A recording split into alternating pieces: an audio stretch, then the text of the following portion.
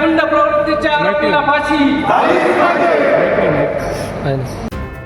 बीड जिल्ह्यातील सरपंचाची हत्या केलेल्या आरोपीला फाशी झाली पाहिजे या विषयास अनुसरून बीड जिल्ह्यातील केज तालुक्यातील सरपंच संतोष देशमुख आणि त्यांचे भाऊ धारूरहून केजच्या दिशेने जात असताना अनोळखी इसमांनी त्यांना गाडी आडवी लावून सरपंचांना मारहाण केली.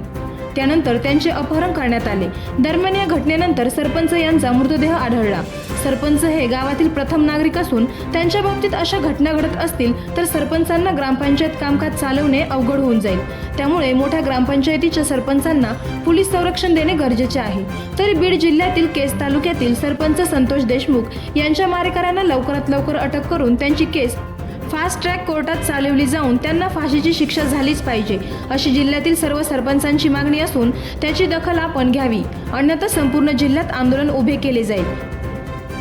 आवाज जनतेचा न्यूजसाठी प्रतिनिधी अभिषेक बारसे. संदर्भात आलो बीडला जी काही घटना झाली, तिथं जे देशमुख सरपंच होते तर त्यांची जी काही निर्घृण हत्या, अपहरण करून त्यांची जी काही निर्घृण हत्या करण्यात आली त्याचा निषेध नोंदवण्यासाठी आणि ती तक्रार करण्यासाठी, जेणेकरून आमच्याकडे हे असे, आता आमच्या तालुक्यातही भरपूर सरपंच आहे, आमच्याही कुठल्याच सरपंचांना असं काही कुणी हे केलं नाही पाहिजे म्हणून आम्ही इथं निषेध व्यक्त करण्यासाठी आलोय. त्या दिवशी जे सरपंच संगत झालं त्याच्यामुळे तुमच्या सर्वांमध्ये भीतीचं वातावरण आहे का आज? भीतीचं पण, आणि कसं असतं सरपंचांना पूर्ण त्यांच्या गावाचा कारभार बघायचा असतो, भरपूर कामं असतात, बाहेर पडावं लागतं, शेवटी त्यांची पण सुरक्षा महत्वाची आहे ना. त्यांना पण धमक्या येतात, हे काम करताना जे जिथं कुठं काही अडचणी आल्या किंवा कुणाला जर पटलं नाही तर ते धमक्या देत असतात. असंही झालं नाही. आज तुम्ही महिला म्हणून सरपंचपदी काम करता तर तुम्हाला काय वाटतं? महिला म्हणून काम करत असताना जसं आता जर पुरुष सरपंचांवर जर त्यांच्या सोबत जर इतकं मोठे जर गुन्हे घडत असले तर निश्चितच महिलाही तितक्या सुरक्षित नाहीयेत. म्हणून आम्हाला असं वाटतं की आम्हाला पण सरपंचांना तितकं संरक्षण सरकारने द्यावं. नमस्कार, मी तृप्ती जगदाळे, मी भैरवनाथ नगर या गावामधली रहिवासी आहे. तर आता जे सगळ्यांनी माहिती दिली त्याच्यानुसार गाव पातळीवर जर गाव सुरक्षित असेल तर ते सरपंचांमुळेच असतं. तर गावातल्या छोट्या छोट्या गोष्टी किंवा काही अडचणी असल्या तरी गावातला एक कोणताही व्यक्ती पहिल्यांदा सरपंचाकडे जातो, आणि त्याच सरपंच जर असुरक्षित असेल तर गाव सुरक्षित कसं असणार? तर त्यामुळं प्रथम जे काही गावाचे प्रथम व्यक्ती येतात सरपंच, यांच्या सुरक्षेसाठी सगळ्यांनी त्यांना पाठिंबा द्यावा. गावातल्या प्रत्येक व्यक्तींनी, प्रत्येक महिलेनी, माझ्या गावातील महिला सरपंच आहे त्यांना माझ्या गावातून पूर्ण महिलांतर्फे मी पाठिंबा देते. बीड जिल्ह्यात जी घटना घडली, या घटनेचं पुऱ्या महाराष्ट्रात नाही पुऱ्या देशात त्याचे पडसाद उमटले. आता सरपंच हा गावचा प्रथम नागरिक आहे. जर सरपंच सुरक्षित नाही तर गाव कसं सुरक्षित राहायचं? आता सरपंचाला जिथं त्या गावामध्ये थोडस काही झालं असेल ते झालं असेल, पण सरपंचाला डायरेक्ट अपहरण केलं त्याचं आणि त्याला अशा पद्धतीने टॉर्चर केलं. आता काही गावामध्ये अशी परिस्थिती आहे, कोयता गँग आहे, कोणत्या कोणत्या गँग आहे. पण माझं म्हणणं असं आहे, गृहमंत्र्यांनी याच्यामध्ये लक्ष घातलं पाहिजे, ताबडतोब लक्ष घातलं पाहिजे. नाहीतर या जिल्ह्यामध्ये आता जिल्ह्याचे आमच्या जिल्हा अध्यक्ष दीपालीताई फरगडे या जिल्ह्याचं सरपंच नेतृत्व करतात, पण त्यांना जर धमके जर यायला लागलं तर करायचं काम कसं करायचं, ही परिस्थिती निर्माण झाली. माझं असं म्हणणं आहे महाराष्ट्र सरकारला आणि गृहमंत्र्याला, आता जे होणारे गृहमंत्री आता ते देवेंद्र फडणवीस महाराष्ट्राचे मुख्यमंत्री, मी त्यांना विनंती करतो का तुम्ही या प्रकारामध्ये लक्ष घाला आणि महिला ज्या ज्या गावात महिला सरपंच असतील आणि जे पुरुष सरपंच त्यांना पहिलं बंदोबस्त द्यायचे तुम्ही पहिली हे करा. आणि जे नदीकाठचे गाव आहे त्यांच्यासाठी हे जे सरपंच आहे हे भयभीत झाले आज, म्हणजे त्यांना बाहेर निघणं मुश्किल झालेलं आहे.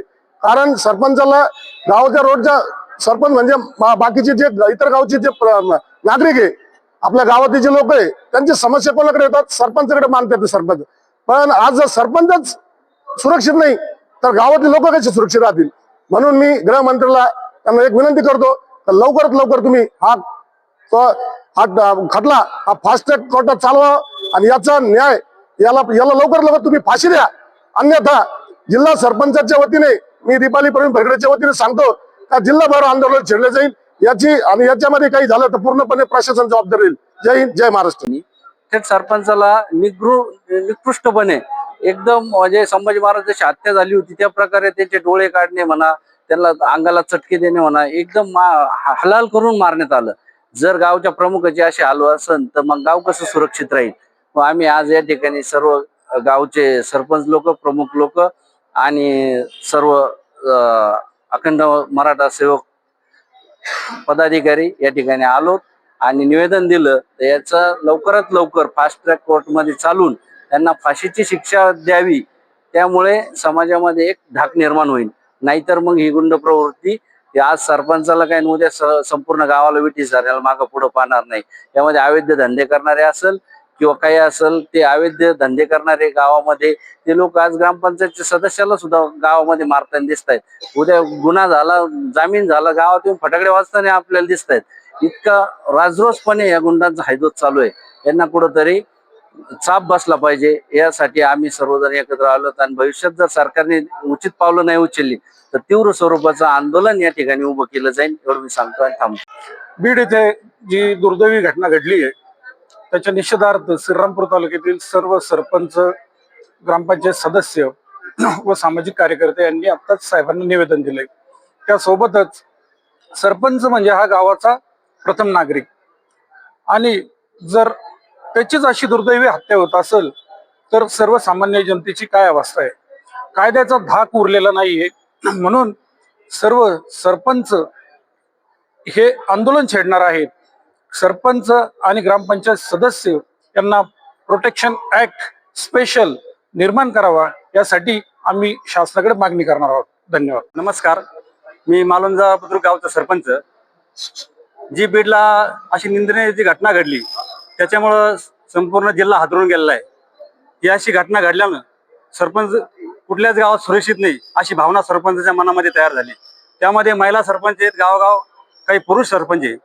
परंतु गावामध्ये काम करत असताना नदीकाठचे जे गाव आहेत त्या गावामध्ये वाळूचा मोठा प्रश्न आहे आणि या ठिकाणी तालुक्यातील असतील गावातले काही गुंड लोक तिथं वाळू भरतात बेरोजपणे आणि ती वाळू बंद करण्याच्या दृष्टीने जर सरपंचच्या ठिकाणी गेले तर त्यांच्यावर सुद्धा हाणमार होते आणि घातपात होण्याची शक्यता आहे. त्यामुळं सरपंचाला सुद्धा संरक्षण मिळालं पाहिजे. जसं आमदार खासदाराला संरक्षण आहे तसं सरपंचाला सुद्धा गाव पातळीवर काम करताना संरक्षण मिळालं पाहिजे, ही आमची प्रामुख्याने मागणी आहे. आणि जो घडलेला प्रकार आहे तो अतिशय निंदनीय आहे. असा प्रकार पुढे भविष्यात घडू नये यासाठी शासनाने त्या गोष्टीची दखल घ्यावी अशी मी या सरपंचाच्या वतीनं मी मागणी करत आहे. करायचं आहे लाईव्ह कार्यक्रम किंवा आहे कसले आंदोलन, जनसामान्यपर्यंत पोहोचेल आपला हक्काचा आवाज, आवाज जनतेचा. बातमी व जाहिरातीसाठी संपर्क करा स्क्रीनवर दिलेल्या नंबरवर.